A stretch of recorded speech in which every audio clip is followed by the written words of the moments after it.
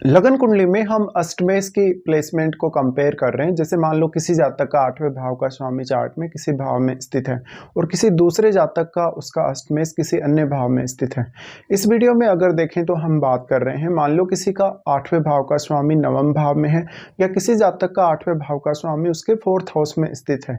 तो दोनों प्लेसमेंट में से कौन सी प्लेसमेंट ज़्यादा अच्छी साबित हो सकती है आपके लिए, और आप इन प्लेसमेंट को कैसे कंपेयर कर सकते हो। सबसे पहले तो बात आती है अष्टम भाव की। देखिए, अष्टम भाव छठे भाव और 12वें भाव के साथ दो स्थान माना जाता है और ये मृत्यु का घर भी है। तो मोस्टली जो लोग हैं छठा भाव, 8वां और 12वां भाव, इनके स्वामियों या इन भावों के रिजल्ट्स को उतना अच्छा नहीं मानते, लेकिन वास्तव में ये हाउस का भी अपना अपना इम्पोर्टेंस है हमारी लाइफ में। तो ये भाव आपको वो सब प्रोवाइड कर सकते हैं जो कोई अन्य भाव आपको प्रोवाइड नहीं कर सकता है। वास्तव में देखा जाए तो 8वें भाव की इस वीडियो में हम बात कर रहे हैं। 8वां भाव आपकी लाइफ में प्राइवेसी को दिखाता है। आप किसी भी विषय को लेकर कितना ज़्यादा गहराई तक सोच विचार कर सकते हैं, कितना डीपली किसी विषय को आप एनालाइज कर सकते हैं, ये सब अष्टम भाव ही बताएगा। अष्टम भाव आपकी मैरिज लाइफ शुरू होने के बाद का सुख है। वास्तव में आप अपनी लाइफ से कितने ज़्यादा सेटिस्फाई हैं, कितने ज़्यादा संतुष्ट हैं, और आपके अपने पार्टनर के साथ जो रिलेशंस हैं उनको भी अष्टम भाव बताता है। तो उनकी फैमिली के साथ और आपका पार्टनर के साथ जो बिहेवियर है, पार्टनर के साथ आपकी कितनी अच्छी अंडरस्टैंडिंग है या आपका कितना अच्छा मैरिड लाइफ चलेगा मैरिज होने के बाद, ये सब अष्टम भाव ही बताएगा।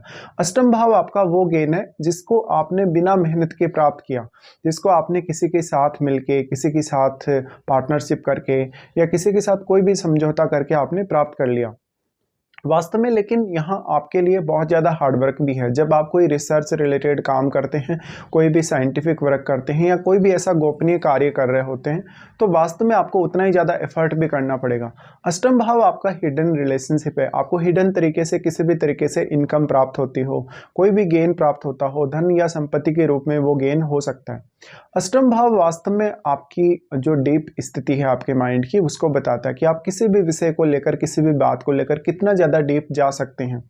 अष्टमेश आपके चार्ट में अगर सूर्य या चंद्रमा जैसा ग्रह है तो ये निश्चित है कि वो आपका अष्टम का ही स्वामी होगा चार्ट में। लेकिन मान लो अगर कोई अन्य ग्रह जैसे बृहस्पति, शुक्र, इवन बुध या आपका शनि या मंगल, अगर ये आपके अष्टमेश हैं तो वो चार्ट में किसी न किसी अन्य भाव को जरूर ही रिप्रेजेंट करेंगे।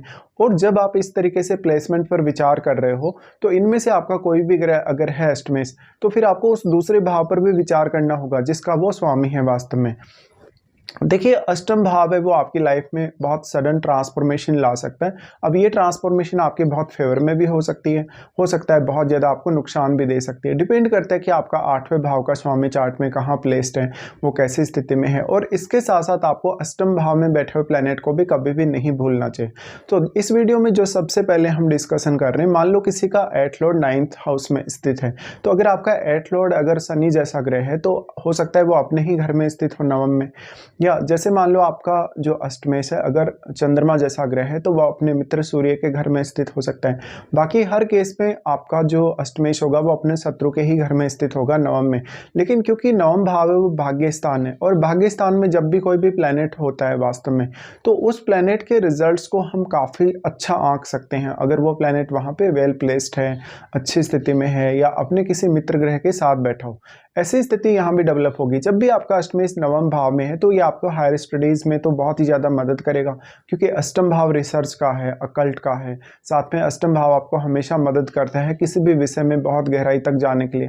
ऐसे में उन लोगों को बहुत फ़ायदा है जो अपनी हायर स्टडीज़ को लेके काफ़ी सीरियस हैं, जो कोई PhD वगैरह करेंगे या किसी भी अन्य शाखा में कोई भी ऐसा काम करेंगे जहाँ पर वो कोई जाँच पड़ताल कर रहे हैं, कोई बहुत डीप एनालिसिस कर रहे हैं।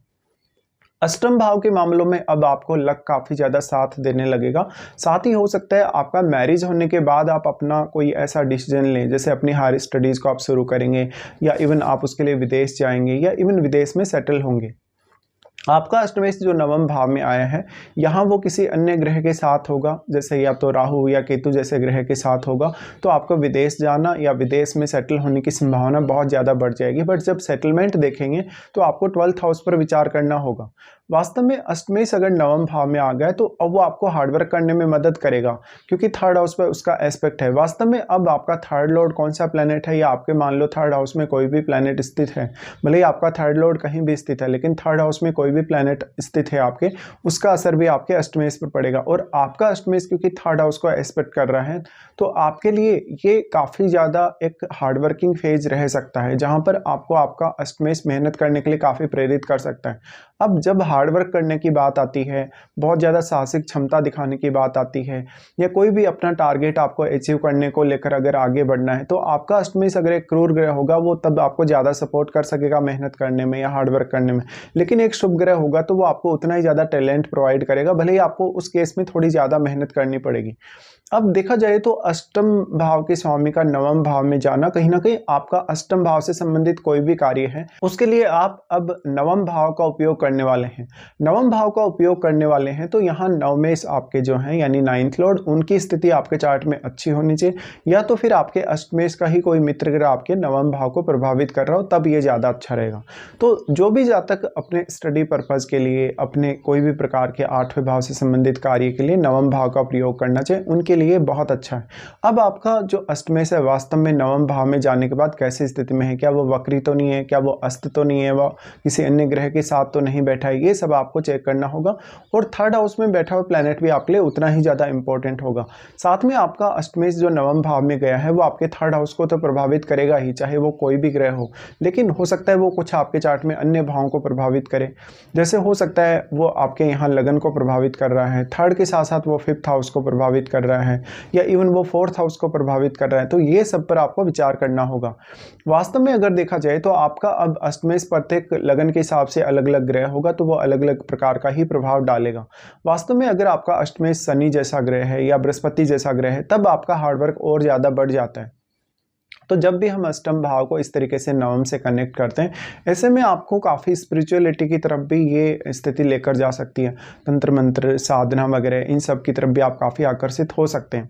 तो ये प्लेसमेंट मोस्टली आपको फेवर करेगी, लेकिन आपके नवम भाव के स्वामी का भी इसमें बहुत महत्वपूर्ण रोल होगा। अगर आपके नाइन्थ लॉर्ड बहुत अच्छी स्थिति में चार्ट में है तो ये आपके लिए और भी ज़्यादा अच्छा है।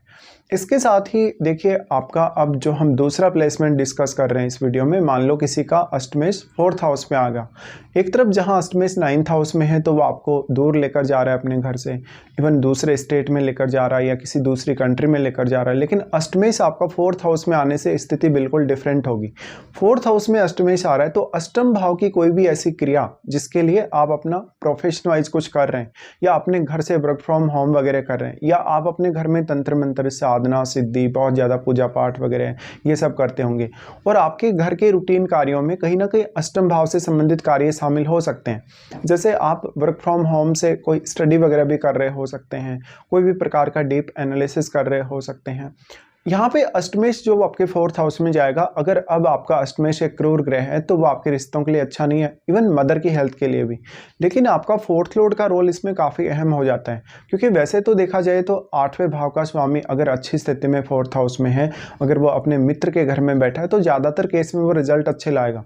लेकिन मान लो अष्टमेश एक क्रूर ग्रह है तो वो परिवार के सदस्यों के साथ काफ़ी दिक्कतें ला सकता है, परिवार के सदस्यों के साथ काफ़ी मिसअंडरस्टैंडिंग वाद विवाद की स्थिति बन सकती है। अब लेकिन आपका अष्टमेश आपके 10th हाउस को एस्पेक्ट करेगा। यहाँ से 10th हाउस को एस्पेक्ट करने की वजह से इस बात की संभावना बहुत ही ज़्यादा है कि वो आपके कैरियर पर बहुत मेजर प्रभाव डालेगा। इसलिए आपके 10th हाउस में बैठा हुआ प्लैनेट भी आपके लिए उतना ही ज़्यादा इंपॉर्टेंट है। आपका जो वास्तव में अष्टमेश फोर्थ हाउस में आया है, क्या वो वक्री तो नहीं है, क्या वो अस्त तो नहीं है? अगर वो वक्री या अस्त होता है तो उसके रिजल्ट पूर्णतः डिफरेंट हो सकते हैं। इसके साथ साथ क्या वो किसी अन्य ग्रह के साथ यहाँ बैठा है? अगर किसी अन्य ग्रह के साथ बैठा है तो क्या वो अन्य ग्रह आपके चार्ट में किसी न किसी भाव को रिप्रेजेंट तो कर ही रहा है? तो आपको उसको देखना होगा। वास्तव में आपके फोर्थ लॉर्ड क्योंकि आपके अष्टमेश के डिस्पोजिटर होंगे, तो आपके फोर्थ लॉर्ड का अच्छी स्थिति में होना बहुत जरूरी है। लेकिन अब अष्टमेश फोर्थ हाउस में आ गए तो निश्चित तौर पे ये आपको शुरुआत से ही काफ़ी ज़्यादा केयर प्रोवाइड करने के लिए मदद करेंगे। आपका परिवार आपके प्रति काफ़ी सीरियस होगा। हो सकता है आपकी मदर भी आपके अष्टम भाव से संबंधित किसी कार्य में इन्वॉल्व हो सकती हैं। तो यहाँ पे आपको ये सब देखना होगा। वास्तव में देखा जाए कुछ केसेज में अष्टमेश का नवम भाव में स्थित होना बहुत ज़्यादा बेहतर रिजल्ट लाएगा, और कुछ केसेज में अष्टमेश का फोर्थ हाउस में स्थित होना भी काफ़ी बेहतर रिजल्ट लाएगा। जब भी आप कोई भी पर्टिकुलर प्रोफेशन ऐसा चुने हुए हैं जो अष्टम भाव से डायरेक्टली या इनडायरेक्टली लिंक्ड है, तो ये जो अष्टमेश का 4th हाउस में आना है ये आपको बेहद मदद कर सकता है। तो दोनों का यहाँ अपना अपना इंपॉर्टेंस है, बट अगर आपके अष्टमेश इन भावों में बैठ के अलग अलग तरीके से प्रभाव देंगे, क्योंकि हो सकता है वो वक्री हैं, अस्त हैं, तो आपको इन पर विचार करना चाहिए। साथ में आपका अष्टमेश जो आपके 4th हाउस में गया है, वास्तव में वो आपके चार्ट में अन्य कौन कौन से भावों को प्रभावित कर रहा है, उन भावों पर भी आपको विचार कर लेना चाहिए।